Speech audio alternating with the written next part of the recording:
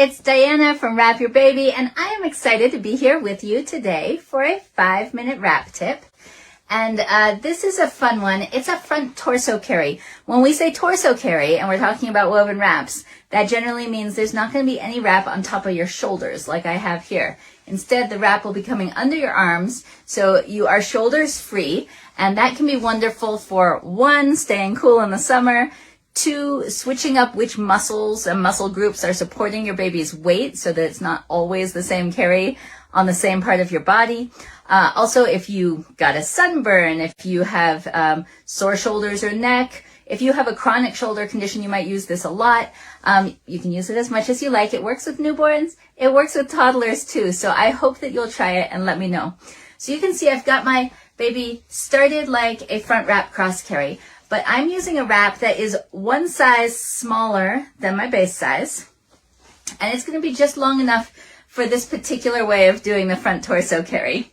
I did start off center, but just a little bit, with maybe the tag about here, starting like right under my shoulder instead of right at the center. In fact, we might be able to, I'm trying to think which side the tag would be on. I was thinking I might be able to find it. Okay, it's actually right here. So it's not even over to my shoulder all the way. It's just a little bit off center on baby, so that I have one end that's slightly shorter than the other end, just a few inches. Okay, so I'm going to tighten this up just as if it's a front wrap cross carry. I'm starting with the short tail, and the short tail is crossed underneath on my back.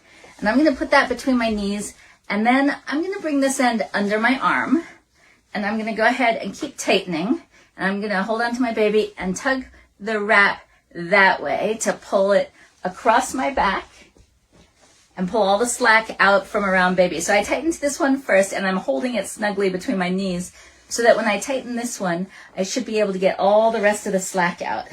And if you need to, do it strand by strand, which means, strand by strand would be starting at one end, tightening that well, just adjusting my baby's hand, tightening that top strand, and then the next one. I like to give it a little hop with each tighten because that bounces your baby's weight off it, so you can really get the slack out easier.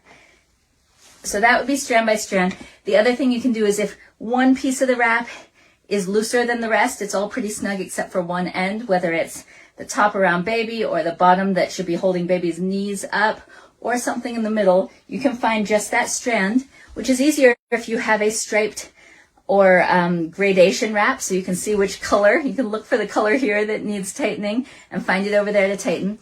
Once you've got it well tightened, what we're going to do is bring this other end under your arm. So I want to hold on to this and make sure I don't let any slack into this.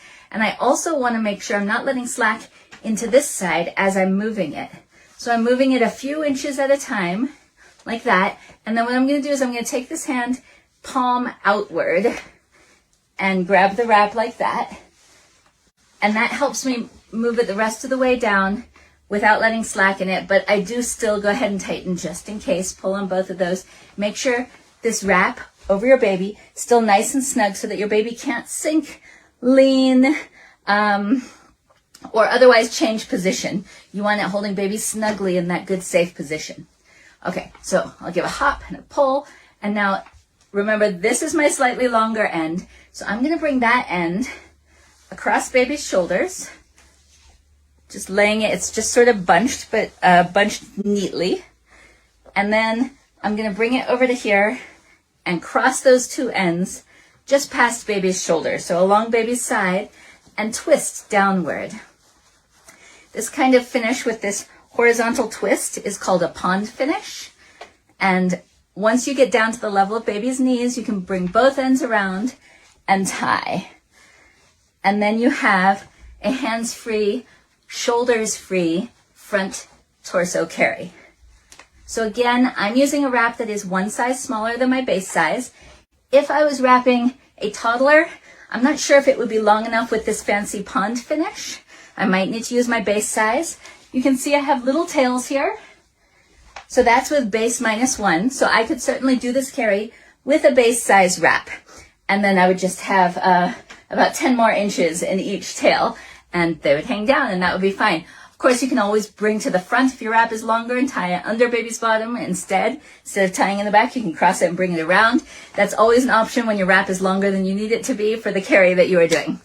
All right, that's what I want to show you today. I'm really eager to see if I made it under 5 minutes this time. So I'm going to end off quick. But as always, let's see. Let me know if you need any help in the comments. Let me know if you try it. If you're on Instagram, use hashtag #WrapWithDiana when you share your pictures. If you're on Facebook, you can share pictures in the comments, or come on over and join Wrap Club on Facebook, my free wrapping community where you can share all your pictures, ask all your questions, give advice to other wrapping moms.